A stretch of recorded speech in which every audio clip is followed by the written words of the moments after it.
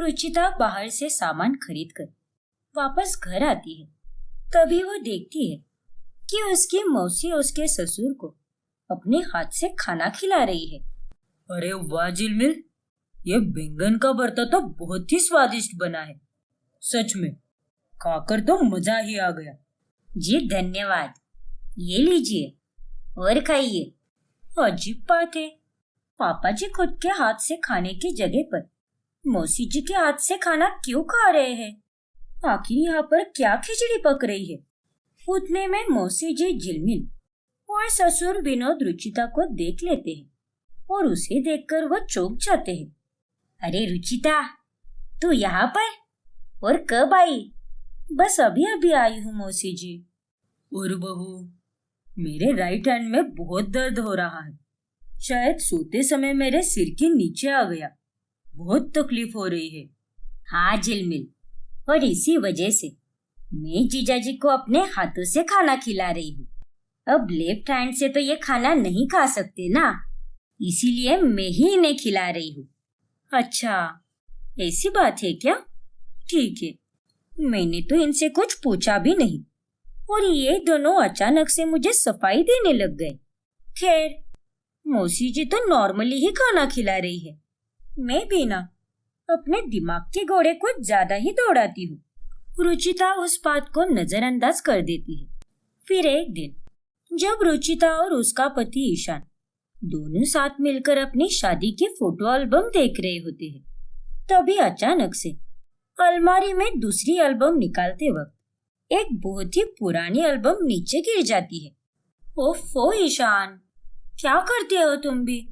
देखो, एल्बम गिरा दी तुमने। रुको, मैं ही उठाती हूँ।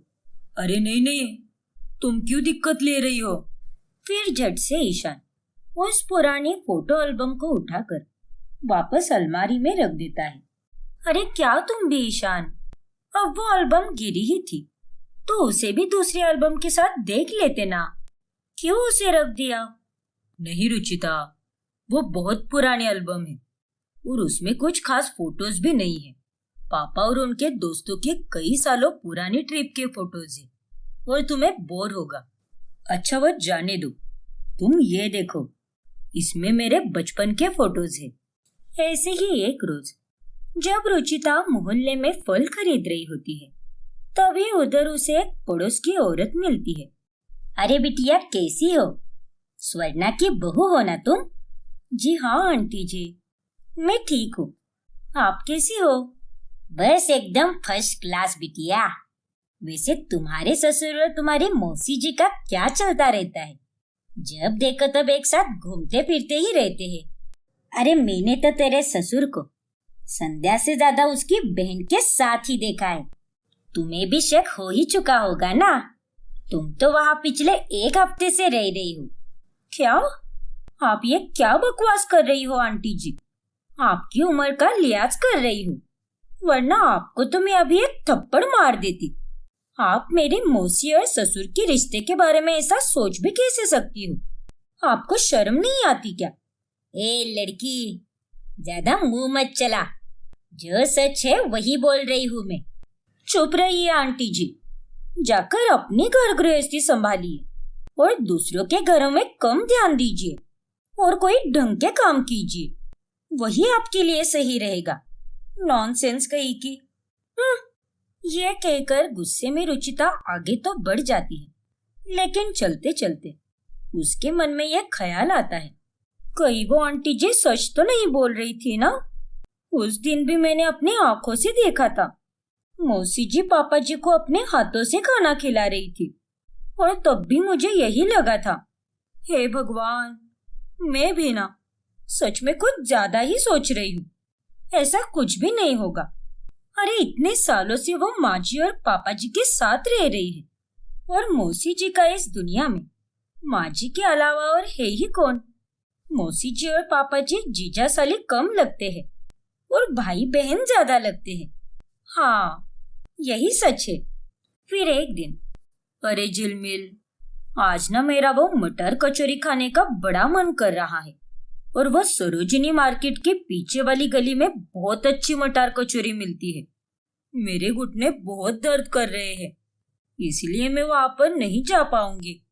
और बहू भी आज दिन भर काम में ही व्यस्त रहेगी। तू तो खाली बैठी है ना, तो तू ही ला कर देना मुझे वो कचौरी। अरे आप क्या पगला गई हो क्या दीदी? मैं ना जाने वाली वहां पर। आपको अच्छी तरह से पता है, वहां पर जाओ तो सीधे 2 से 2.5 घंटे तक लाइन में खड़ा रहना पड़ता है। इतनी भीड़ जमी हुई होती है वहां पर। ना बाबा ना, मैं तो नहीं जाने वाली। लेकिन झिलमिल, तू शाम में वॉक करने के लिए जाती ही है ना 1 घंटा, तो अभी चली जाना मेरी खातिर। प्लीज जा ना झिलमिल, मेरी छोटी सी प्यारी बहन, प्लीज जा। ना दीदी ना, मैं वहां पर नहीं जाऊंगी। आप मुझे मक्खन मत लगाओ। अरे आपको क्या मैं कोई जवान लड़की लगती हूँ क्या? मैं भी बुढ़ी हो चुकी हूँ, आपसे बस 3 साल छोटी हूँ। नालायक कही की, किसी काम की नहीं तू। फिर रात में रुचिता ईशान के लिए कॉफी बनाकर कमरे में जा रही होती है। तभी उसे अपने सास ससुर के कमरे के बाहर से उनकी आवाजें सुनाई देती हैं। आप तो चुप ही रहिए, मुझे आपसे कोई बात नहीं करनी। अरे आप तो बस उसी के लिए नई नई साड़ियाँ और अच्छे अच्छे गहने लाते हो, मेरे लिए तो कभी कुछ लेकर ही नहीं आते। अरे स्वर्णा, तुम क्यों गुस्सा हो रही हो? मैंने तुम्हारे लिए भी साड़ियाँ और गहने लाई है, और अगर तुम्हें और साड़ियाँ और गहने चाहिए तो हम कल ही जाएंगे शॉपिंग पर, और साथ में छोले कुलचे भी खाएंगे और कोई पिक्चर भी देख लेंगे। चुप रहिए आप और जाइए, उस झिलमिल को ही लेकर जाइए। अरे आप तो मेरे साथ ऐसे पेश आते हो जैसे कि मैं आपकी कोई लगती ही नहीं। सच में आपने मुझे बहुत दुखी किया है आज। हे भगवान, तुम भी ना स्वर्णा, कभी कभी छोटी बच्ची बन जाती हो। तभी अचानक से रुचिता का पैर कॉरिडोर में रखे हुए एक ड्रॉवर से टकराता है, और वो आवाज सुनकर स्वर्णा एक नजर से ही देख लेती है कि वहां पर रुचिता खड़ी है, और वो इशारे से विनोद को भी बता देती है। फिर वो दोनों चालाकी से झूठी बातें बोलना शुरू करते हैं। हाँ, तो आपने अपनी साली को छोटी बहन से भी ज्यादा सर पर चढ़ा कर रखा है, और अपनी बीवी को तो आप भूल ही गए हो। सारे मजे तो तुम दोनों भाई बहन ही करते हो, और इसी वजह से मुझे तुम दोनों से बहुत जलन होती है। अगर मेरी बहन कहीं मेरे साथ बाहर नहीं जाएगी तो फिर किसके साथ जाएगी? और तुम तो उसे कहीं भी लेकर नहीं जाती। और मुझे जितना प्यार मेरी बहन से है, उतना ही प्यार मेरी बीवी से भी है। इसीलिए नाराज मत हो संध्या, मैं तुम्हें कल शॉपिंग कराने लेकर जाऊंगा। ठीक है विनोद जी, जैसा आप कहें। उनकी सारी बातें रुचिता सुन लेती है। हे भगवान, अभी 1 मिनट पहले तो मेरे दिमाग में कुछ और ही ख्याल आ रहा था कि कहीं माजी और झिलमिल मौसी सौतने तो नहीं, लेकिन अब जाकर मेरा शक दूर हुआ है। फिर एक दिन विनोद को मालपुए खाने का बहुत मन करता है।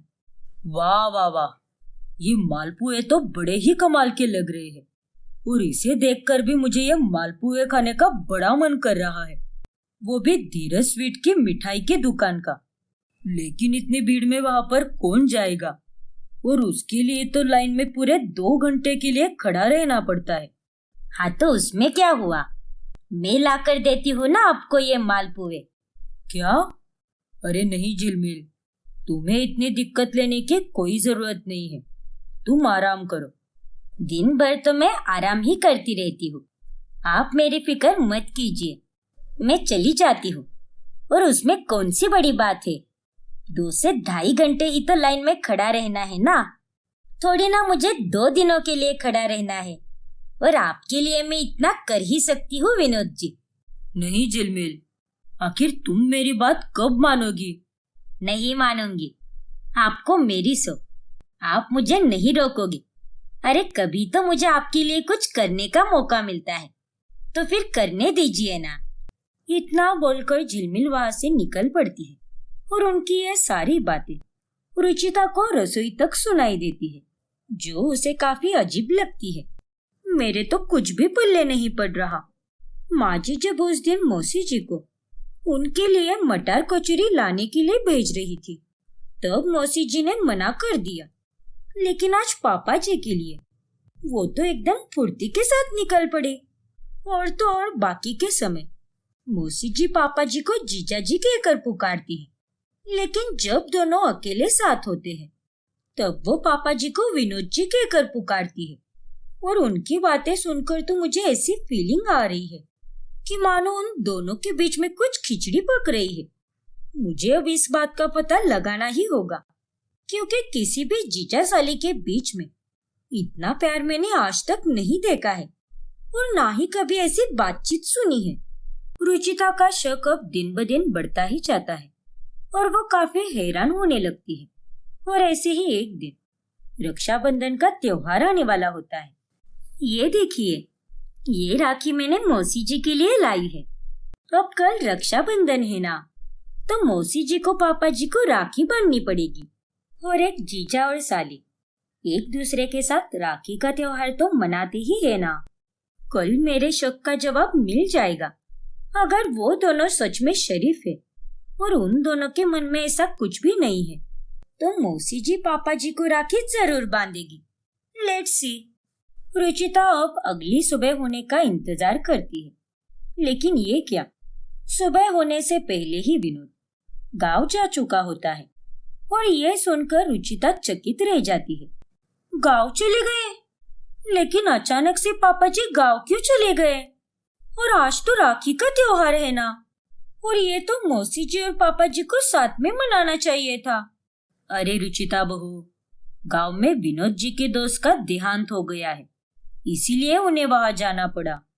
वो तो सवेरे सवेरे 6:30 बजे ही निकल गए और अब तो वो सीधे परसों ही आएंगे। अच्छा, ऐसी बात है क्या? क्या सच में पापा जी के दोस्त का देहांत हुआ है, या फिर राखी से बचने के लिए यह पापा जी की कोई चाल है? मुझे तो कुछ भी समझ नहीं आ रहा। बस गुजरते वक्त के साथ साथ मेरा शक और बढ़ते जा रहा है। फिर एक रोज जब रुचिता अपने कमरे की सफाई कर रही होती है, तभी उसे वो पुरानी एल्बम दिखाई देती है। अरे, ये तो वही पुरानी फोटो एल्बम है जिसे ईशान ने मुझे दिखाने से मना किया था। और उसकी बातों से तो ऐसा लग रहा था कि ये एल्बम वो मुझे दिखाना ही नहीं चाहता। जरा मैं भी तो देखूं, आखिर इस एल्बम में ऐसी क्या बात है। फिर रुचिता वो एल्बम देखने लगती है। अरे ये क्या, इसका मतलब मेरा शक सही निकला। मौसी जी और पापा जी पति पत्नी है। फिर रुचिता बाहर जाकर वो एल्बम सबको दिखाती है और उसे देखकर सबकी बोलती बंद पड़ जाती है। ये सब क्या है, कोई बताएगा मुझे? पापा जी, आप और मौसी जी पति पत्नी है।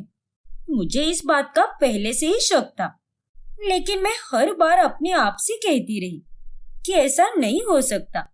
लेकिन आज मेरा शक सही साबित हुआ। हाँ बहू, यही सच है कि झिलमिल और मैं पति पत्नी है और स्वर्णा मेरी पहली बीवी है। झिलमिल के माता पिता गुजर जाने के बाद में मैंने उसके साथ शादी कर ली ताकि वो अकेली ना रहे, क्योंकि झिलमिल मेरी बचपन की सहेली थी।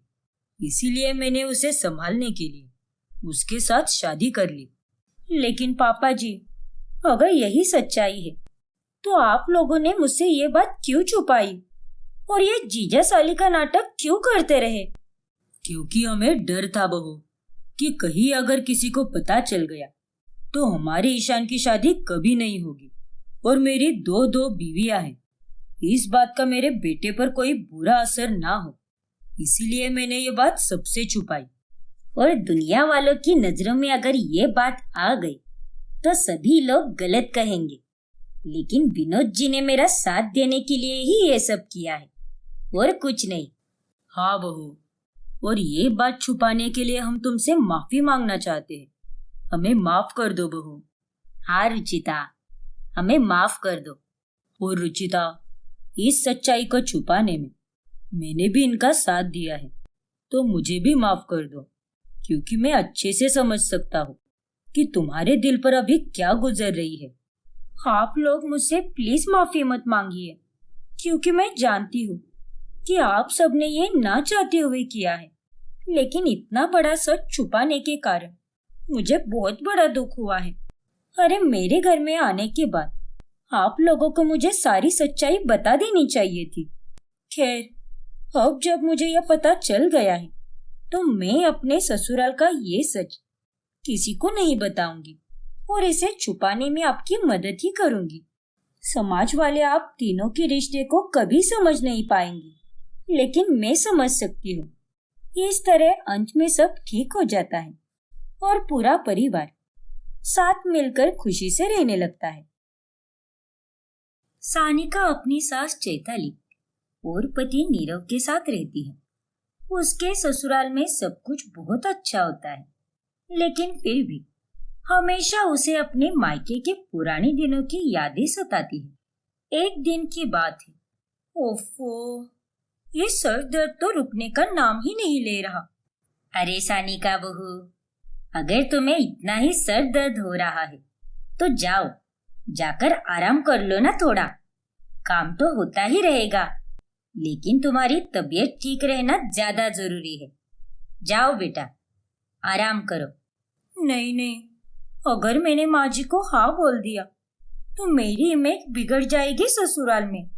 मुझे सारे काम करके अपना नाम बनाए रखना है, उसे मिट्टी में नहीं मिलाना है। अरे बहू, क्या सोच रही है? सुन रही है ना मेरी बात? माँ जी, कोई बात नहीं, मैं बिल्कुल ठीक हूँ। हल्का सा सर दर्द है, ठीक हो जाएगा। आप बेफिक्र रहिए। पक्का ना बहू? हाँ माँ जी, पक्का। फिर चैताली वहां से चली जाती है। अगर यहाँ पर मेरी माँ होती तो वो मुझे हक से कहती कि जा, बेडरूम में जाकर सो जा, वरना मुझसे बुरा कोई नहीं होगा। सिर्फ कहने के लिए कहने में और हक से कहने में बहुत फर्क होता है। मेरा तो मायका ही सही था, ये मैं कहाँ फंस गई शादी करके। उतने में सानिका को नीरव का कॉल आता है और वह ऑफिस में होने के बावजूद भी उसका हालचाल पूछता है। अरे सानिका, माँ बता रही थी कि तुम्हारा सर काफी दर्द कर रहा है। अभी कैसी हो तुम? ठीक तो हो ना? तुमको तो मैं हाफ डे लेकर आ जाऊं क्या घर पे? अरे नहीं नीरव, इतनी चिंता करने वाली कोई बात नहीं है। बस नॉर्मल सा हेडेक है और वो तो कम हो ही जाएगा। Don't worry. ठीक है सानिका, अगर कुछ रहा तो मुझे फोन करके बता देना, ठीक है? हाँ नीरव, बाय। फिर एक दिन सानिका की पड़ोसन जानवी उसके पास आती है और बातों ही बातों में वो उससे कहती है, यार सानिका, सच में तू तो बहुत ही लकी है यार। तेरे ससुराल वाले बहुत अच्छे हैं। तेरी सास तुझसे कितने प्यार से बात करती है और एक मेरी सास है जिसका मुंह किसी गटर से कम नहीं है। दिन रात बस गंदगी ही बकती रहती है और मुझे ताने भी देती है। अरे क्या अच्छे ससुराल वाले हैं। अच्छा ससुराल तो वो होता है जहाँ मायके की कमी ही महसूस ना हो। यहाँ पर एक बहू होने के नाते मेरे कंधों पर 100 जिम्मेदारियां हैं। कभी मन ना किया या कभी कोई पर्सनल टेंशन हो तो उसके बाद भी मुझे हर हाल में काम करना ही पड़ता है। मायके में अगर ऐसा कुछ हो जाए तो मैं आराम से बेड पर लेट सकती हूँ और घर में कोई कुछ बोलेगा भी नहीं, लेकिन यहाँ पर वैसा फ्रीडम और वैसा अपनापन मुझे नहीं लगता यार। फिर एक दिन जब सानिका अपने भैया का स्टेटस देखती है तभी वाव, मेरे सारे मायके वाले घूमने गए हैं। सब कितना एंजॉय कर रहे हैं। वाकई में मेरे मायके के दिन ही बेस्ट थे। मेरा तो यहाँ पर मन ही नहीं लगता। उस समय चैताली उसके सामने ही बैठी होती है। सानिका बहू, तू जब देखो तब ऐसी रोनी सी सूरत लेकर अपने मायके की ये गुनगान क्यों गाती रहती है? और तू तो ऐसा बर्ताव करती है जैसे कि हम लोग तुझ पर जुल्म कर रहे हैं या फिर हमने तुझ पर पूरे घर की जिम्मेदारियां डाली है। जाने दीजिए माँ जी, अब क्या कहूँ मैं। आप मेरे जज्बात नहीं समझ पाओगी। मैं सब समझती हूँ बहू, और मैं मानती हूँ कि तेरी अभी नई नई शादी हुई है, इसीलिए ये सब होना जायज है।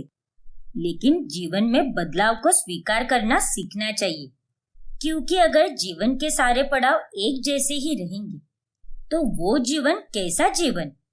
फिर रात होने पर नीरव ऑफिस से घर लौटता है। सानिका, मैंने डिसाइड कर लिया है कि हम दोनों एक हफ्ते के लिए बाली जाएंगे, हनीमून के लिए। तुम्हारा भी मूड ठीक हो जाएगा और साथ ही हम दोनों भी अकेले में क्वालिटी टाइम स्पेंड कर पाएंगे। नहीं नीरव, मैं नहीं जाना चाहती कहीं भी। अगर मुझे इस समय कहीं जाना है तो वो मेरा मायका है। इतना कहकर सानिका सो जाती है और नीरव उसे कुछ बोल भी नहीं पाता। ऐसे ही अगले दिन सानिका अपनी सहेली से फोन पर बात करती है। हाँ यार, मैं तो सच में बोर हो चुकी हूँ यहाँ पर। मायके में सब कुछ एकदम मस्त था, लोग थे, सहेलियाँ थी, यहाँ वहाँ जाने की जगह भी थी। लेकिन यहाँ पर तो बस आराम ही करो, खाओ पियो और सो जाओ। मुझे तो ये लाइफ बिल्कुल भी अच्छी नहीं लग रही और मुझे मायके जाने का मन कर रहा है। फिर अगली सुबह जब सानिका उठती है तब उसका सारा सामान पैक किया होता है और घर के बाहर गाड़ी में नीरव उसका इंतजार कर रहा होता है। सानिका, कम ऑन, जल्दी आओ। नीरव की आवाज सुनकर सानिका उसके पास चली जाती है। लेकिन नीरव, हम कहाँ जा रहे हैं? और ये तो सिर्फ मेरा ही सामान है। अरे बहू, कल जब तुम अपनी सहेली से फोन पर बात कर रही थी तभी मैंने तुम्हारी सारी बातें सुन ली और मुझे पता चला कि तुम्हें मायके जाने का कितना मन है। जाओ बेटा, जितने दिन रहना है उतने दिन रह कर आओ। मेरे या नीरव की तरफ से कोई जबरदस्ती नहीं है तुम्हें। सच? थैंक यू सो मच माँ जी, आपने तो मेरा दिन बना दिया। फिर सानिका अपने मायके रहने चली जाती है। अच्छा किया बेटी जो तू यहाँ पर चली आई, तुझे देखकर तो मुझे बड़ी खुशी हुई। हाँ माँ, मुझे भी यहाँ पर आकर बहुत अच्छा लग रहा है। वैसे कितने दिनों के लिए आई है तू बेटी? पता नहीं पापा, लेकिन जब तक मेरा मन नहीं भरेगा तब तक मैं यहीं पर हूँ। ठीक है बेटी, तुझे जितने दिन रहना है उतने दिन रह। लेकिन सानिका को अपने पापा की बातें खटकने लगती है। पापा ने मुझसे ऐसे सवाल क्यों किया? ये तो मेरा ही घर है ना। मैं यहाँ पर चाहे जितने दिन भी रहूं, उससे क्या फर्क पड़ता है? पहले दिन तो सानिका से सभी लोग मीठी बातें करते हैं, लेकिन अगले दिन सब अपने अपने कामों में व्यस्त हो जाते हैं और सानिका अपने आप को मायके में भी अकेला महसूस करती है। ये सब क्या हो रहा है? माँ मंदिर गई है, भाभी घर के कामों में लगी हुई है, भैया ऑफिस में गए हैं और पापा तो अपने दोस्तों के पास चले गए। मेरे मायके में इतना सूनापन कब से आ गया? यहाँ तो मेरे ससुराल से भी ज्यादा उदासी है। सानिका को अपने मायके के नए रूम में इतनी अच्छे से नींद नहीं आती, इसीलिए वो अपनी माँ कमला से कहती है, माँ मुझे उस नए कमरे में बिल्कुल भी नींद नहीं आ रही। रात में काफी दिक्कत होती है वहाँ। मुझे तो अपना पुराना रूम ही चाहिए जिसमें अब भैया और भाभी रहते हैं। उनसे कह दो माँ कि मेरे लिए वो कमरा खाली कर दे। अरे सानिका बिटिया, तू क्या जरा बौरा गई है क्या? और मैं उन्हें ऐसे कैसे बोल सकती हूँ कि तेरे लिए वो कमरा खाली कर दे? देख बेटी, पहले वो तेरा कमरा था, लेकिन अब तेरे जाने के बाद वो कमरा उनका हो चुका है। अब उस कमरे पर तेरा कोई हक नहीं है। क्या? हाँ बिटिया, तू चाहिए तो मेरे और तेरे पापा के कमरे में सो जा। तुझे जितने दिन चाहिए उतने दिन सो जा, लेकिन डिम्पल बहू और लतीक को परेशान मत कर। अपनी ही माँ के मुंह से ये बातें सुनकर सानिका को बहुत दुख होता है। ऐसे ही एक दिन, माँ जी आज खाने में क्या बनाऊं? डिम्पल भाभी, आप ना आज? नहीं सानिका, आज तेरी पसंद का कुछ नहीं बनेगा। अरे जब से आई है सारा खाना तेरे ही पसंद का बन रहा है। डिम्पल बहू, आज तू गट्टे की सब्जी बना।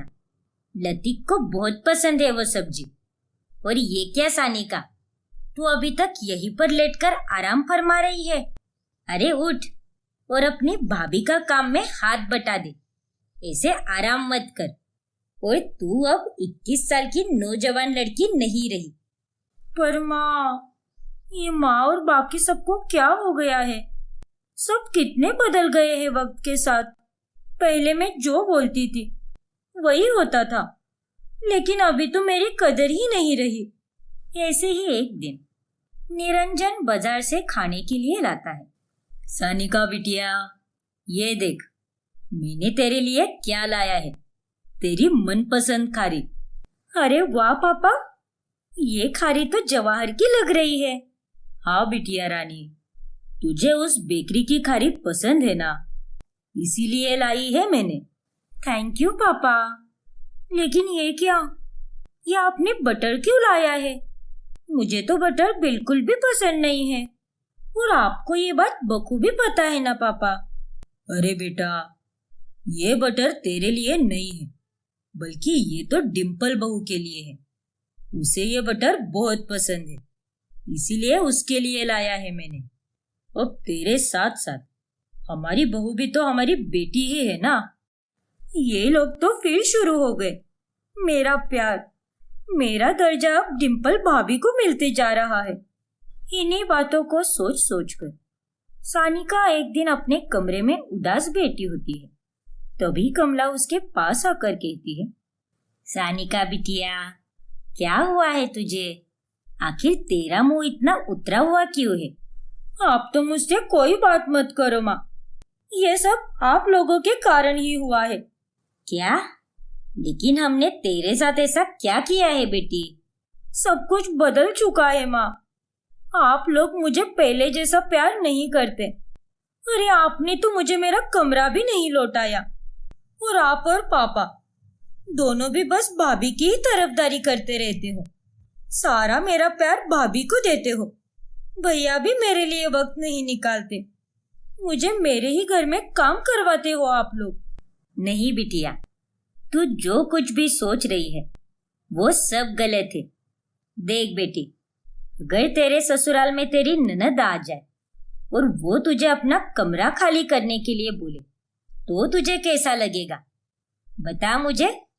अरे वो भी इस घर की बहू है और हम उसे बहू नहीं बल्कि अपनी बेटी ही मानते हैं। और हम अपनी बेटी के साथ ऐसा बर्ताव नहीं करते हैं। अगर तेरे ससुराल वाले तेरे साथ ऐसा बर्ताव करे तो तुझे कैसा लगेगा? ये बातें सुनकर सानिका सोच में पड़ जाती है। देख बेटी, तू और डिम्पल हमारे लिए एक बराबर है। और तेरे ससुराल वाले तेरे से लाड़ प्यार नहीं करते क्या? अरे तेरा पति तो कितना अच्छा है, और तेरी सास भी। अरे वो तो मुझे हर रोज फोन करके पूछती है कि कैसी है हमारी बेटी। मन तो लग रहा है ना उसका वहां पर। और एक तू है निर्लज्ज। अरे तूने तो यहाँ पर आने के बाद एक बार तो अपनी सास को फोन किया है क्या? नहीं माँ। अरे उन लोगों ने तो तुझे अपना बना ही लिया है, लेकिन तेरी जान तो अभी तक अपने मायके में ही अटकी हुई है। ऐसा नहीं होता बेटी। तू जिंदगी में जहां भी जाएगी बदलाव तो होता ही रहेगा। कभी कोई चीज एक बराबर नहीं रहेगी। हालात बदलते ही रहेंगे और यही जीवन का सत्य है। अब जब हमारे पोता पोती होंगे तो हम उनसे ज्यादा प्यार करेंगे। समय के साथ साथ प्यार कम नहीं होता बेटी, वो तो बस बढ़ता जाता है। और प्यार बांटने से ही बढ़ता है। कमला की बातें सुनकर सानिका की अकल अब ठिकाने पर आ जाती है। माँ, आपने जो भी कहा है बिल्कुल सही कहा है। And thank you so much माँ, मेरी आंखें खोलने के लिए। और अब मुझे अपने ससुराल जाना है। नहीं नहीं, ससुराल नहीं बल्कि अपने घर जाना है। ये हुई ना बात मेरी बेटी। सानिका भावुक होकर अपने ससुराल चली जाती है और घर जाते ही अपनी सास चैताली के गले लगती है। अरे क्या हुआ बहू, मायके में सब ठीक तो है ना? हाँ माँ जी, सब ठीक है। फिर सानिका चैताली और नीरव को सारी बातें बताती है कि कैसे उसे अपनी ससुराल की अहमियत का एहसास हुआ है।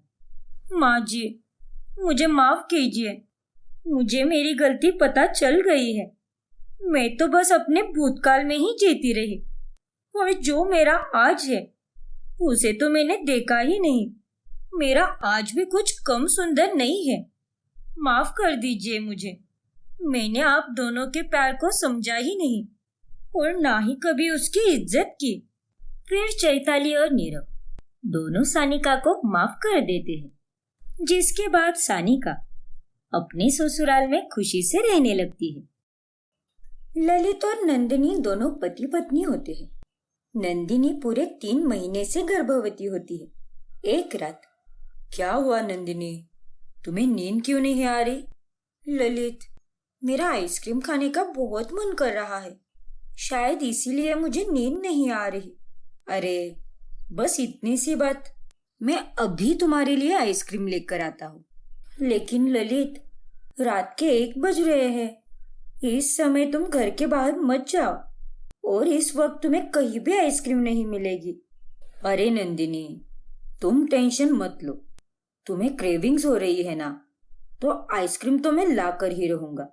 हमारे कॉलोनी के बाहर एक नया मेडिकल शॉप खुला है जो 24 घंटे चालू रहता है, तो आज मैं तुम्हारे लिए वहीं से आइसक्रीम लाऊंगा।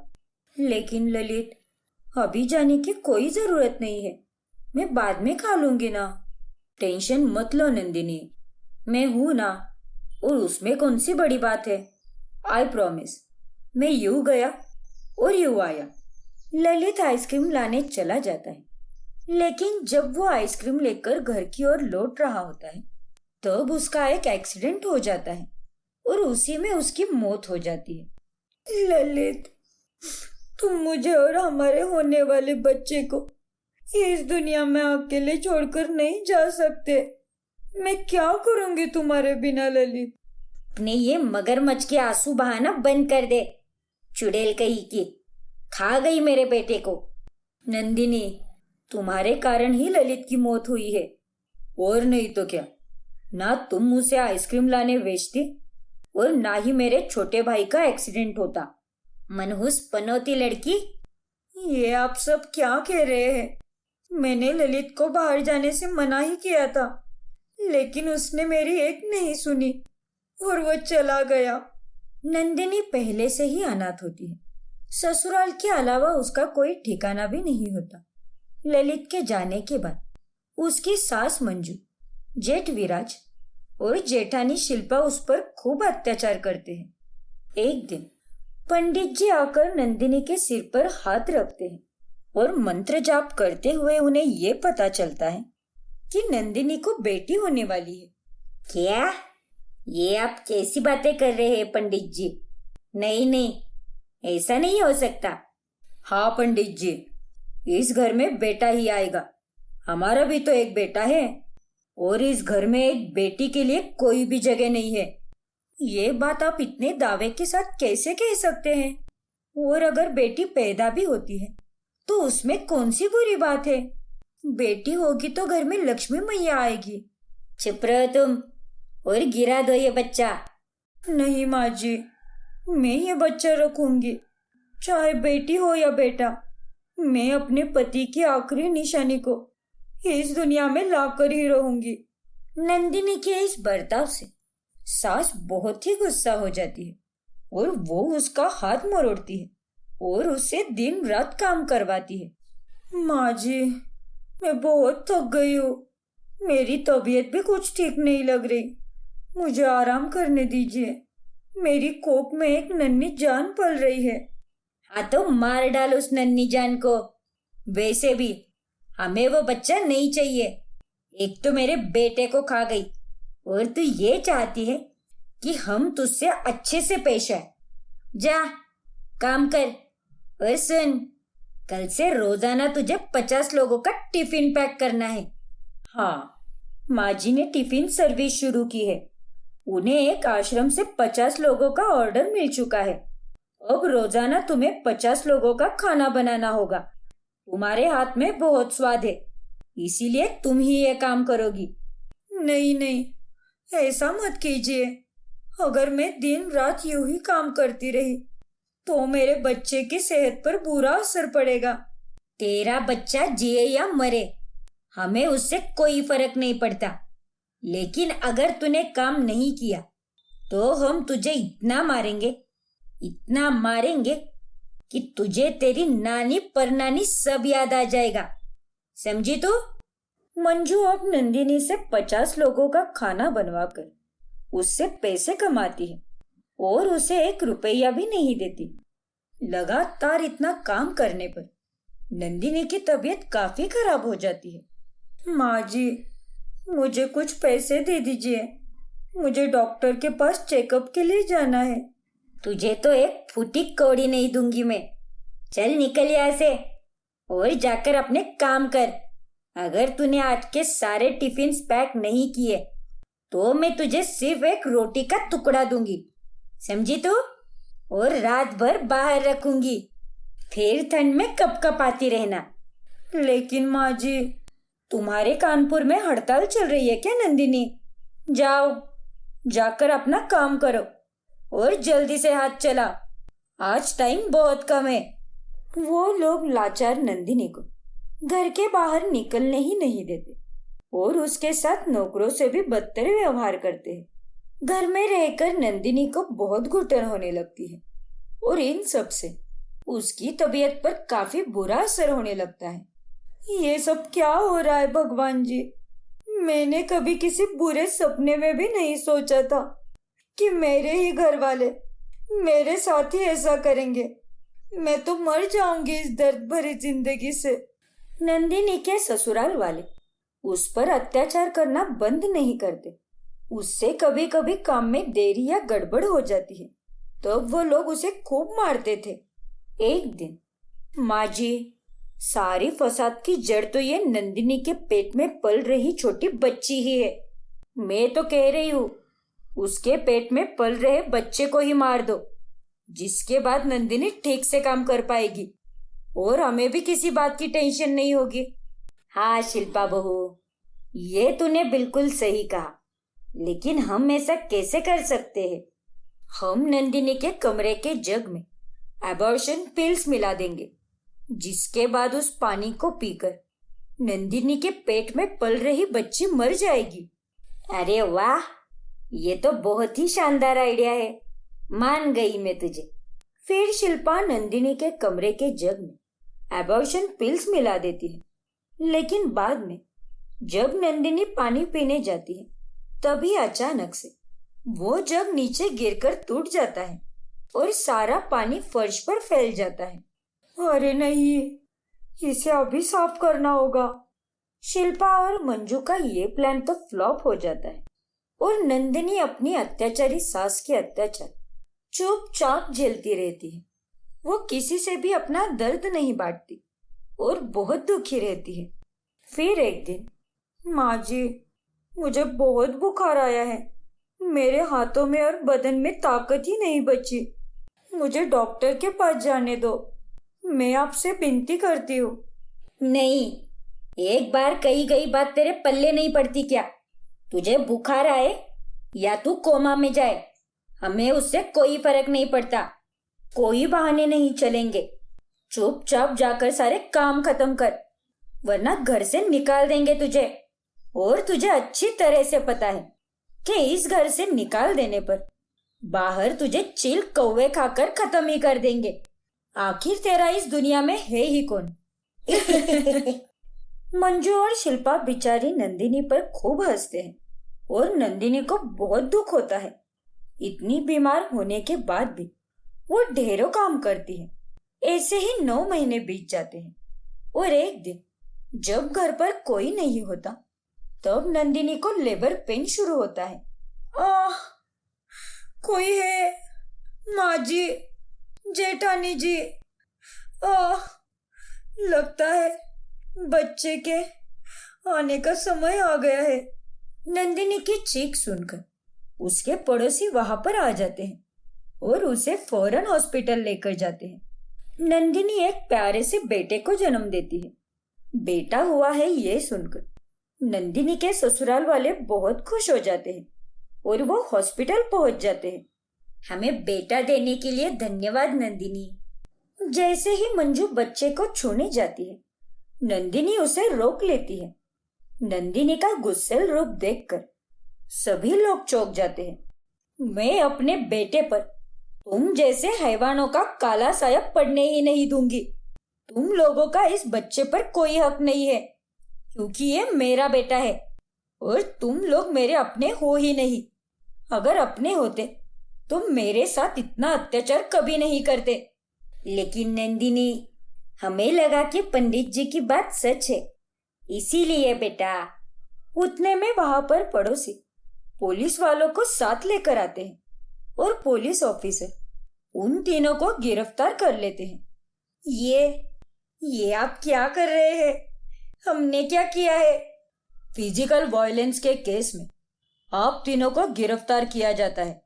आपके पड़ोसी इस बात के गवाह है।